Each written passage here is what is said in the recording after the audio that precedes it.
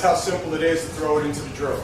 Okay, and we can, like I said, you can have the fighter pressing you forward, doing that, or we can be going through that drill and I can be pressing the fighter back to keep them moving, slipping, countering, whatever they need to do. Again, footwork, I don't go into that, but trainers, coaches out there, you need to make sure your fighter's footwork is good. You know, I'm not trying to preach to you because I know you guys are all great trainers out there, you know what you're doing, but we all know that the foundation is what transcends to everything else. Okay, so in order to develop that fluidity of movement or modalities of rhythm, as one writer put it, you got to have good footwork. Footwork is key. It's like dancing. It's like dancing. It's tough to learn because it's taken me a long time to get this to this point. It's taken Chica a while to get to the level that she's at. But this system of pad work, for the few educated haters that I get out there, I got too many people that love it to even pay any mind to you. The bottom line is this type of training is the training for the new generation of fighter.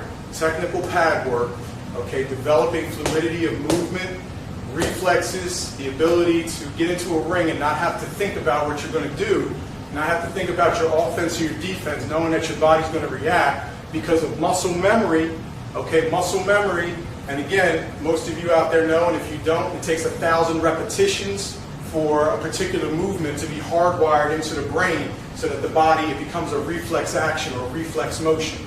Okay, so if we're going through these patterns constantly, and I got the fighter slipping, countering, rolling, stepping back, pivoting and stepping around, which you see in my first video, all those things become etched in their brain, it's hardwired, then the fighter gets in that ring, they don't even have to think, everything slows down. You know, and without going too far into the whole mental thing and how stress works on the body, just to keep it real simple, the bottom line is one, when you get into that ring, your movement and slipping and ability to get in there and act on reflex is basically to alter the perception of what the other fighter sees. That's all it is. You're altering their perception of what you're doing by bobbing, weaving, slipping, using angles, feigning, and things like that. So if you're able to do that and you don't have to consciously think about it, it's almost like your heartbeat. You don't have to think to make your heart beat, it just does it.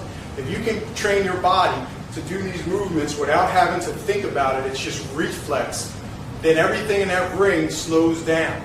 You get in there and your perception of time, or I should say you're acting in a real time frame, but your body, because of the fact that you can react and do the things you do in a reaction or reflex manner, what it does is it allows time in a perceptual manner to slow down. And so now everything seems to be coming at you in slow motion. You hear fighters say, I can see every punch. I can see everything coming, as if the guy was winding it up and throwing it like this. But yet we were all watching the same fight and we know that that wasn't the case. The dude was throwing punches as fast as he could. But to the perception of the fighter whose skill level is here, it slows everything down. It almost puts everything on a plate, gives you the opportunity to think about what you want to do and how you want to do it. So that's the advantage of it. Probably the grandest example I could give you is a Navy SEAL not too long ago was knocked off a ship out in the Atlantic Ocean. This young man had to basically fend for his life in the water for, I believe, like 72 hours. Okay, so I think it was 72 hours, maybe a little bit less than that. But when they found him, he was floating in the ocean. Coast Guard got him out. And to their surprise, not dismay, he was alive. The reason why is he was actually treading water in his sleep. And the reason he was doing that, he said it, he didn't consciously know he was doing it, but because of the training, because of the level of training that he had, and again, I'm not comparing this training to Navy SEAL training by any means, but the idea of muscle memory and repetition, how hardwiring it into your brain, that individual was actually, in his mind, he told himself, I need to stay above water. So even at his worst moment, when he fell asleep at night, okay, he was treading water. His brain told his body, tread water, stay above the water. He was able to do that. He ultimately survived.